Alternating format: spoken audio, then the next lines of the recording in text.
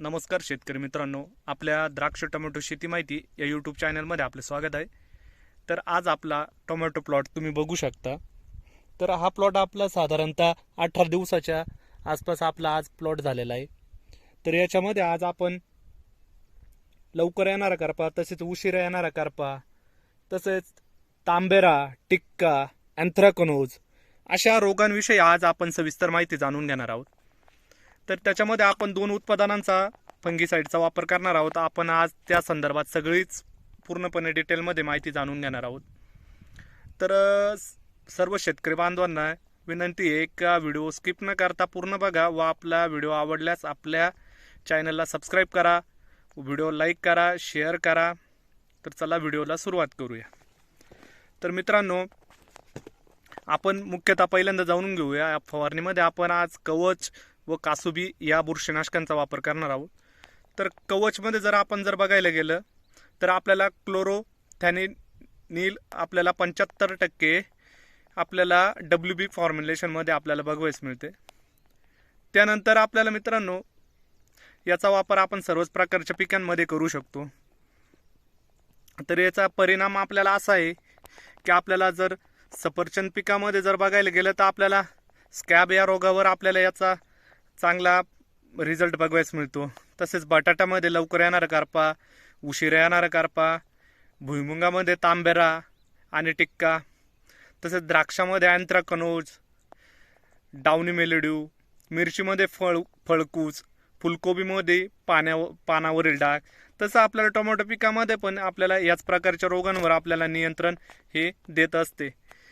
तर मित्रांनो, ही झाली आपली थोडक्यात कवच या बुरशीनाशकाविषयी माहिती। त्यानंतर आपण आज बघणार आहोत मुख्यतः कासुबी या बुरशीनाशकाबद्दल माहिती। तर आपण कासुबी या बुरशीनाशकामध्ये जर बघायला गेलो, कंटेंट बघायला गेलो, त्याच्यामध्ये आपल्याला कासुगामायसिन आपल्याला 3% आपल्याला यामध्ये घटक बघवायस मिळते। तर याचा वापर आपण भरपूर प्रकारच्या पिकांमध्ये करू शकतो। त्यामध्ये मुख्यतः भात, भुईमुग, मिरची, टोमॅटो, द्राक्ष, डाळिंब अशा सर्वच प्रकारच्या रोगांवर आपण पिकांवर आपण याचा उपयोग करू शकतो। तर मित्रांनो, याची जर पद्धत जर बघितली तर हे प्रथिने जैविक संशोधन प्रतिबंध करून जीवाणूंची वाढ करत असते आणि पुनरुत्पादन कमी करते। तर मित्रांनो, आपण जर बघितलं कोणकोणत्या रोगांवर नियंत्रण देत असते तर याच्यामध्ये मुख्यतः पानांचे स्पॉट, पानांचे ठिपके, तसेच जीवाणू कुजणे, अँथ्रॅकनोज, मूळ कुजणे अशा प्रकारच्या आपल्याला रोगांवर हे नियंत्रण देत असते। याचे जर प्रमाण जर बघितले तर आपण 3 मिली प्रति लिटर आपण वापरू शकतो। तसेच 45 मिली आपण 15 लिटर पंपासाठी असा वापर याचा करू शकतो। व एकरी फवारणी करायची असली तर आपण 450 मिली आपण एकरी याची फवारणी करू शकतो।